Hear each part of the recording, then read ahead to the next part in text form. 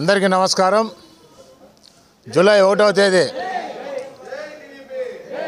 24వ సంవత్సరంలో చంద్రబాబు నాయుడు గారు ఎలక్షన్ మేనిఫెస్టోలో ప్రతి అవ్వ తాతలకు వికలాంగులకు ఎవరైతే మంచంలో పరిమితమై ఉన్నారో మంచానికే అటువంటి వాళ్లకు ఇవాళ ఒక పండగ వాతావరణంలో ఉదయం 6 గంటలకే పెన్షన్ ఇవ్వాలా, ఇంటింటికి వెళ్ళి వాళ్ళని లేపి అక్కడ పెన్షన్ ఇవ్వాలని చెప్పేసి ఒక మంచి ఉద్దేశంతో ఇవాళ ముఖ్యమంత్రి అని కూడా చూడకుండా ఆయన కూడా చంద్రబాబు నాయుడు కూడా ఒక విలేజ్లో ఒక గ్రామంలో ఒకరి ఇంటికి వెళ్ళి వాళ్ళకు కూడా అక్కడ పెన్షన్ ఇస్తా ఉన్నాడంటే ముఖ్యమంత్రి స్థానం మరిచి నేను కూడా ఒక సామాన్యమైనటువంటి కార్యకర్తను తెలుగుదేశం పార్టీలో అని చెప్పి ఆయన కూడా ఇవాళ పెన్షన్ ఇచ్చే కార్యక్రమంలో ఉదయం 6 గంటలకే పాల్గొంటూ ఉన్నారు.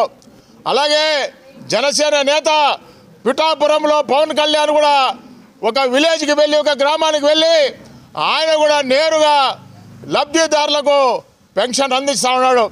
అంటే గతంలో ఉన్న ప్రభుత్వము 3,000 అని చెప్పేసి విడతల వారీగా 250 5 సంవత్సరాల్లో 3,000 చేస్తే చంద్రబాబు నాయుడు గారు ఎలక్షన్ మేనిఫెస్టోలో 4,000 రూపాయలు ఇస్తాను, నేరుగా ఇస్తాను, మాది విడతల వారీగా కాదని చెప్పేసి 4,000 రూపాయలు ఇవ్వడం, అది కూడా ఏప్రిల్ నుంచి ఇస్తానని చెప్పేసి ఏప్రిల్ మే జూన్ 3 నెలలు కూడా కలిపి 3,000 రూపాయలు వెరసి 4+3 వెరసి 7,000 రూపాయలు ఇవాళ ఉదయాన్నే ఒక పండగ వాతావరణంలో లబ్ధిదారులకు అవ్వ తాతలకు అందరికి ఇస్తా ఉన్నాడు.